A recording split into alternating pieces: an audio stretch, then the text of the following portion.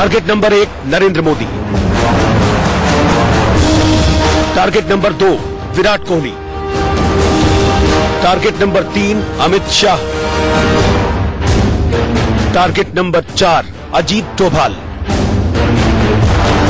Target number 5 Mohan Bhagwat, target number 6 Rajnath Singh. ये पाकिस्तान की नई साजिश है। ये पाकिस्तान के नए आतंकी संगठन की हिट लिस्ट है। आतंकियों की हिट लिस्ट में सबसे ऊपर है प्रधानमंत्री मोदी का नाम। पहली बार आतंकियों के टारगेट पर कोई क्रिकेटर भी है और वो है दुनिया के नंबर 1 बल्लेबाज विराट कोहली।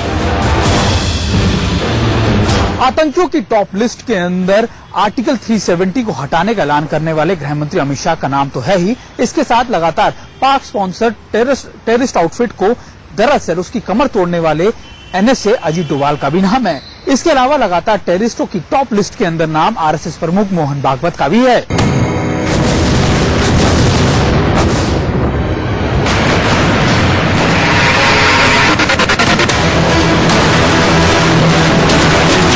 आतंकियों की हिटलिस्ट में और भी शख्सियतों के नाम हैं। पाकिस्तान के नए आतंकी संगठन के टारगेट नंबर 7 पर हैं वित्त मंत्री निर्मला सीतारमण,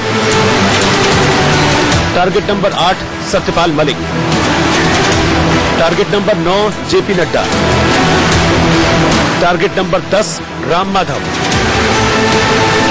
टारगेट नंबर 11 रामनाथ कोविंद और टारगेट नंबर 12 लालकृष्ण आडवाणी। हिंदुस्तान के प्रधानमंत्री से लेकर गृह मंत्री और जम्मू कश्मीर के पूर्व राज्यपाल से लेकर भारत के राष्ट्रपति तक के नाम पाकिस्तान के सबसे नए आतंकी संगठन की हिटलिस्ट में हैं। खुफिया सूत्रों से मिली जानकारी के मुताबिक देश की बड़ी नामी हस्तियों की एक लिस्ट तैयार की है ऑल इंडिया लश्कर-ए-तौबा नामक आतंकी संगठन ने। ये पाकिस्तान का सबसे नया आतंकी संगठन है और इसी ने ये लिस्ट NIA को भी भेजी है।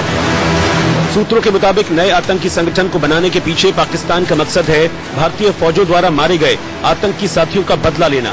इसी महीने की 19 तारीख को पाकिस्तान ने भारतीय सीमा पर गोलियां बरसाकर एक ग्रामीण को मार डाला तो भारतीय सैनिकों ने पाकिस्तान पर तोप से गोलों की बौछार कर दी। हजारों गोले आतंकी ठिकानों पर गिरे, 50 से ज्यादा आतंकी मारे गए, जिसके बाद आतंकी आकाओं ने बदले की नई साजिश रची है। कुछ समय से पाकिस्तान का ये जद्दोजहद चल रहा है कि वो पूरा का पूरा ये दिखाए कि सारे आतंकवादी संगठन केवल हिंदुस्तान की धरती से और सरजमीन से काम करते हैं और उसमें पूरे भारतीय हैं। पाकिस्तान के पाले हुए आतंकी बदलते हुए जम्मू कश्मीर को पचा नहीं पा रहे हैं। कश्मीर की अमन वाली फिजा पाकिस्तानी आतंकियों की आंखों में शूल की तरह चुभ रही है। यही वजह है कि पाकिस्तानी सेना और ISI मिलकर हिंदुस्तान के खिलाफ साजिश रच रहे हैं। बॉर्डर पर भारतीय सैनिकों की चौकसी के चलते पाकिस्तान भारत में आतंकियों की सप्लाई नहीं कर पा रहा। हालांकि कुछ आतंकी घुसपैठ में कामयाब रहे हैं और उन्हीं आतंकियों ने ऑल इंडिया लश्कर-ए-तैयबा के नाम से नया आतंकी संगठन बनाया है। दावत-उल हिंद का आपने नाम सुना होगा। ये अल-कायदा का एक विंग था जो कि पाकिस्तान की धरती और अफगानिस्तान से चलती थी और उसको जाकिर मूसा को खड़ा किया था। तो ये कोई नई घटना नहीं है। जब आप कहते हैं ऑल इंडिया लश्कर-ए-तैयबा तो वही संगठन है और इनके पीछे सारे के पीछे जमात का हाथ है। आतंकवाद की आग में जल रहा पाकिस्तान इस समय कंगाली की कगार पर खड़ा है और ऊपर से उसे ब्लैक लिस्ट होने का खतरा भी मंडरा रहा है। पाकिस्तान इस समय FATF यानी फाइनेंशियल एक्शन टास्क फोर्स की ग्रे लिस्ट में है और 20 फरवरी तक अगर पाकिस्तान ने टेरर फंडिंग और मनी लॉन्ड्रिंग पर कार्रवाई नहीं करी तो उसे ब्लैक लिस्ट भी किया जा सकता है। इसी डर से इमरान खान दिखावे के लिए ही सही अपने मुल्क के लोगों को जिहाद न करने की नसीहतें दे रहे हैं। मैं ये बयान सुनता हूँ, कई आजाद कश्मीर में नाम ले लूंगा लोग बात करते हैं या कई और बयान दे देते हैं कि जनाब जिहाद कश्मीर में शुरू कर दें हम और या पाकिस्तानी फौज चली जाए कश्मीर में या हमें हथियार उठाने चाहिए। बड़ी गौर से मेरी बात सुन लें। जो ये बात कर रहे हैं वो कश्मीरियों से भी दुश्मनी कर रहे हैं, वो पाकिस्तान से भी दुश्मनी कर रहे हैं। क्यों कर रहे हैं? क्योंकि यही हिंदुस्तान चाहता है। पाकिस्तान के एक तरफ कुआं है तो दूसरी तरफ खाई। अगर पाकिस्तान खुलेआम आतंक की बात करता है तो FATF से ब्लैकलिस्ट किया जाएगा और उसके भूखों मरने की स्थिति हो जाएगी। दूसरी ओर पाकिस्तान जिस आतंक की खेती से अपना पेट भरता है, उसे वो कैसे छोड़ सकता है? जो सुधर जाए वो पाकिस्तान कैसा, इसीलिए दिखावे के लिए वो जिहाद छोड़ने की बात करता है, आतंकियों को जेल में डालने का नाटक रचता है। जबकि सच्चाई ये है कि वो पीठ पीछे नया आतंकी संगठन बनाता है और वो संगठन हिंदुस्तान की बड़ी शख्सियतों की हिट लिस्ट बनाने में जुटा रहता है। Bureau report, India news. Hindustan की बड़ी शख्सियतें ही नहीं, सरकारी दफ्तर और सुरक्षा बल भी आतंकियों के टारगेट पर हैं। 31 अक्टूबर से पहले पाकिस्तान के दोनों बड़े आतंकी संगठन जैश-ए-मोहम्मद और लश्कर-ए-तैयबा भारत में हमले की तैयारी कर रहे हैं। क्या है दिल्ली टू कश्मीर आतंकियों की नई साजिश, देखिए आप।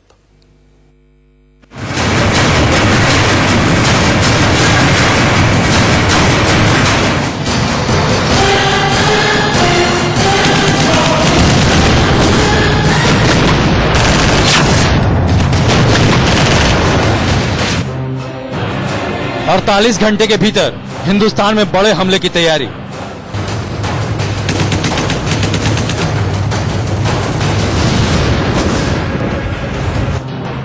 सेना और अर्धसैनिकों पर अटैक की साजिश।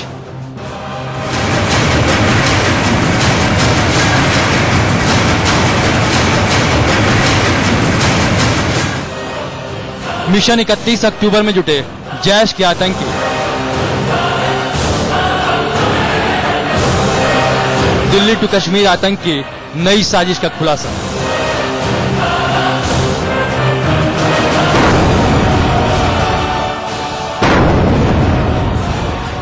अनुच्छेद 370 खत्म होने के बाद से कश्मीर बदल रहा है।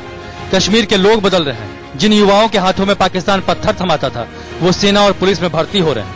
लेकिन पाकिस्तान की आंखों में संवरता कश्मीर कांटे की तरह चुभ रहा है। इसलिए पाकिस्तान हर रोज नई नई साजिशें रचता है। कश्मीर में मोबाइल की घंटियां बजते ही स्लीपर सेल के आतंकी एक्टिव हो गए, जिसके बाद से अर्धसैनिक बलों की टुकड़ियों पर ग्रेनेड अटैक हो रहे हैं। 7 दिन के भीतर चौथी बार कश्मीर में सीआरपीएफ पर आतंकियों ने हमला किया।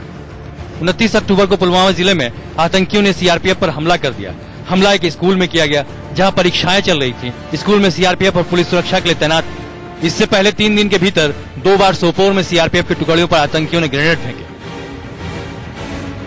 तो क्या यही माना जाए कि ये छोटे मोटे हमले आतंकियों के मिशन 31 अक्टूबर का ट्रेलर है? Very normal, very calm, normal routine life has already back to normalcy. People are doing their normal routine work. Schools, business establishments has already been opened. दरअसल धारा 370 खत्म होने के बाद से कश्मीर में आतंकियों की एंट्री बंद है। ऐसे में बचे खुचे आतंकी छोटे मोटे हमले कर रहे हैं और जो इक्का दुक्का आतंकी घुसपैठ कर चुके हैं, वो 31 अक्टूबर से पहले बड़े धमाके की साजिश रच रहे हैं।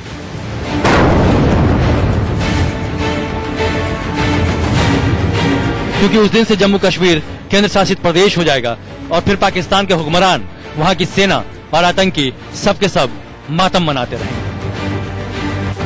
Bureau report, India news. और जम्मू कश्मीर से इस वक्त एक बड़ी खबर आ रही है। कुलगाम में 5 की पोल खुल गई। पाकिस्तान के प्रधानमंत्री इमरान खान ने जिस तरीके से एक बार फिर कश्मीर मुद्दा उठाया और रविवार को कश्मीर काला दिवस मनाया और जिस तरीके से उन्होंने एक बार फिर ऐलान किया कि कश्मीर के लोगों से पाकिस्तान का नैतिक, राजनीतिक और कूटनीतिक रिश्ता या समर्थन हमेशा जारी रहेगा, उसके बाद पाकिस्तानी सेना का इस तरीके से कश्मीर काला दिवस पर मटकना या फिर डांस करना कहीं न कहीं पाकिस्तान की इंटरनेशनल फोरम पर फजीहत ही कर रहा है। उसके बाद पाकिस्तानी सेना का इस तरीके से कश्मीर काला दिवस पर मटकना या फिर डांस करना कहीं न कहीं पाकिस्तान की इंटरनेशनल फोरम पर फजीहत ही कर रहा है। आपको बता दें कि 26 अक्टूबर को ही जम्मू और कश्मीर रियासत का भारत में विलय हुआ था। ये कार्यक्रम पाकिस्तानी सेना की मीडिया शाखा ISPR की तरफ से कश्मीरियों में एकजुटता दिखाने के लिए किया गया था, लेकिन कार्यक्रम की तस्वीरें हुमायरा के ट्वीट से लीक हो गया। हालांकि बाद में उसने अपना ट्वीट डिलीट भी कर दिया। सूत्रों ने कहा कि इस बात का पता लगाने की जांच शुरू की गई कि GHQ में किसी पॉप गायिका को क्यों बुलाया गया था। ट्वीट में आयोजन के 2 फोटोग्राफ भी लगे थे, जिन पर सोशल मीडिया यूजर्स ने तीखी प्रतिक्रिया दी। न्यूज एजेंसी INS ने हुमैरा के PR मैनेजर रिजवान से बात की। उन्होंने इस बात पर मुहर लगाई कि हुमैरा ने रविवार को परफॉर्मेंस दी थी। उन्होंने इस बात की भी पुष्टि की कि हुमैरा 3 से 4 घंटे की परफॉर्मेंस के 8 से 9 लाख रुपए लेती हैं। हालांकि उन्होंने ये नहीं बताया कि इस कार्यक्रम के ISPR ने कितने रुपए खर्च किए थे। आपको बता दें कि एक तरफ पाकिस्तान की अर्थव्यवस्था लगातार नीचे जा रही है और वहाँ लोगों को 2 वक्त की रोटी भी नसीब नहीं हो रही है। दूध पेट्रोल से महंगा मिल रहा है और दवाई के बिना वहाँ इंसानों की जान जा रही है। दूसरी तरफ पाकिस्तानी सेना वहाँ के टैक्स पेयर्स के पैसे को इस तरह से उड़ाकर गरीबों का मजाक उड़ा रही है। Bureau report, India news. अभी हमने आपको पाकिस्तान की सेना, वहां की सरकार, सबकी साजिशें दिखाई। यह भी दिखाया कि पाकिस्तान में तख्ता पलट की उल्टी गिनती शुरू हो चुकी है। अब हम आपको भारत के पीएम मोदी के पास लिए चलते हैं, जो इस वक्त सऊदी अरब में पाकिस्तान का काला चिट्ठा खोल रहे हैं।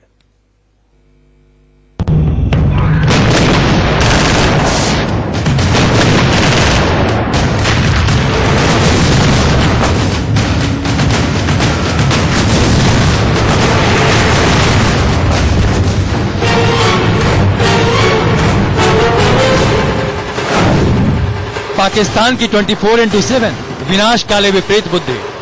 जिहाद कश्मीर में शुरू कर दे, वो ये बात कर रहे हैं, वो पाकिस्तान से भी दुश्मनी कर रहे हैं। हिंदुस्तान की 24/7 विकास काले सद्बुद्धि।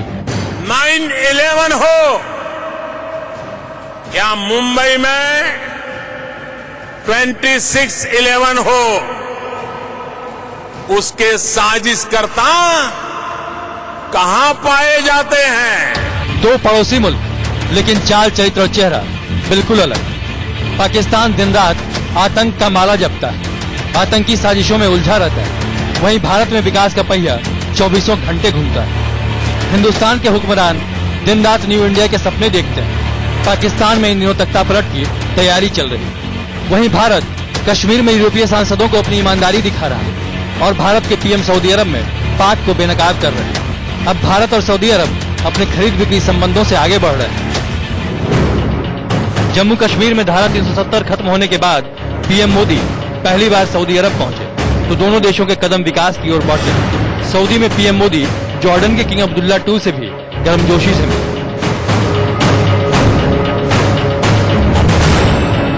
रियाद में एक के बाद एक कई मंत्रियों ने पीएम मोदी से मुलाकात की। मोदी सभी मंत्रियों से अलग अलग मिले, उनके विभाग के बारे में खुलकर बातें की और द्विपक्षीय बातचीत को आगे बढ़ाया। अब जान लीजिए कि अरब न्यूज को दिए गए इंटरव्यू में पीएम मोदी ने कौन कौन सी बड़ी बातें कही। एक सवाल के जवाब में पीएम मोदी ने कहा, भारत अपना करीब 18% तेल सऊदी अरब से लेता है। अब हम उसमें बड़ा कदम उठाने जा रहे हैं, जिसमें गैस और तेल के प्रोजेक्ट में निवेश भी शामिल होगा। एनर्जी के क्षेत्र में सऊदी के रोल का हम सम्मान करते हैं। हमें उम्मीद है कि तेल के दामों का स्थिर रहना ग्लोबल इकोनॉमी को मजबूत कर सकता है। उन्होंने कहा कि सऊदी अरामको अब भारत में भी नए प्रोजेक्ट पर काम कर रहा है। वहीं सऊदी भी भारत से कदम मिलाकर चलने को तैयार है, क्योंकि भारत के प्रधानमंत्री मोदी आज वर्ल्ड लीडर बन चुके हैं और दुनिया का हर मुल्क भारत से अच्छे संबंध बनाए रखना चाहता है। अरब न्यूज को दिए इंटरव्यू में पीएम मोदी ने यह भी कहा, ग्लोबल इकोनॉमी हाल के दिनों में विकासशील देशों पर काफी निर्भर करती है। मैंने अपने UN स्पीच में कहा था, हमें एक साथ मिलकर प्रयास करने की जरूरत है। इकोनॉमी अनिश्चितता ट्रेड सिस्टम की वजह से दिक्कतें पैदा करती है। G20 में भारत और सऊदी अरब भी है, जो इस बात के पक्षधर हैं कि ट्रेड सिस्टम में असमानता को दूर किया जाए। सऊदी अरब अगले साल और भारत 2022 में G20 शिखर सम्मेलन की मेजबानी करेगा। प्रधानमंत्री मोदी की ये दूसरी अरब यात्रा है। इससे पहले वो 2016 में यहाँ आए थे। उस समय सऊदी अरब के शाह सलमान बिन अब्दुल अजीज ने उन्हें अपने देश का सर्वोच्च नागरिक सम्मान प्रदान किया था। सऊदी अरब की युवराज फरवरी 2019 में भारत दौरे पर आए। पिछले कुछ वर्षों के दौरान भारत और सऊदी अरब द्विपक्षीय संबंध काफी तेजी से बढ़े हैं। वहीं आतंक की खेती करने वाले पाकिस्तान से सऊदी अरब करीब करीब नाता तोड़ चुका है। Bureau report, India news.